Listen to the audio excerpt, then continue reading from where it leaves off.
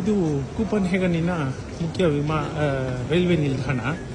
ಇಲ್ಲಿ ನೋಡ್ಬೋದು ನೀವು ರೈಲ್ವೆ ಸ್ಟೇಷನ್ನು, ಆದರೂ ಸೇಮ್ ಎಲ್ಲ ಇದ್ರ ಥರನೇ ಏರ್ಪೋರ್ಟ್ ಥರನೇ ಮೇಂಟೈನ್ ಮಾಡಿದ್ದಾರೆ. ಇಲ್ಲಿಂದ ಕೆಳಗೆ ಕೊಂಡ್ರೆ ರೈಲ್ಗಳು ಸಿಗುತ್ತೆ.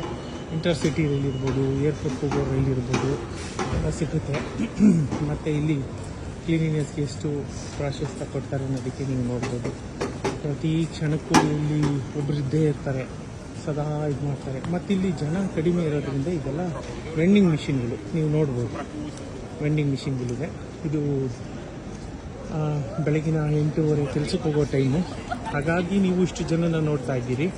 ಅದರ್ವೈಸ್ ಇಲ್ಲಿ ಜನ ಇರೋದೇ ಇಲ್ಲ, ಕಡಿಮೆ. ಇಷ್ಟು ದೊಡ್ಡ ಇದಾಗಿ ಕೂಡ 58 ಲಕ್ಷ ಜನ ಪಾಪ್ಯುಲೇಷನ್ ಇಲ್ಲಿ ಡಿಸ್ಪ್ಲೇ ಆಗ್ತಾ ಇರುತ್ತೆ. ಯಾವುದು ಹೋಗುತ್ತೆ, ಯಾವುದು ಬರುತ್ತೆ ಅನ್ನೋದು ನೋಡ್ಬೋದು ನೀವು. ಹೀಗಿದೆ ಇಲ್ಲಿಯ ರೈಲ್ವೆ ಸ್ಟೇಷನ್. ಇದು 7-Eleven ಅಂತ ಹೇಳಿ ಇದು.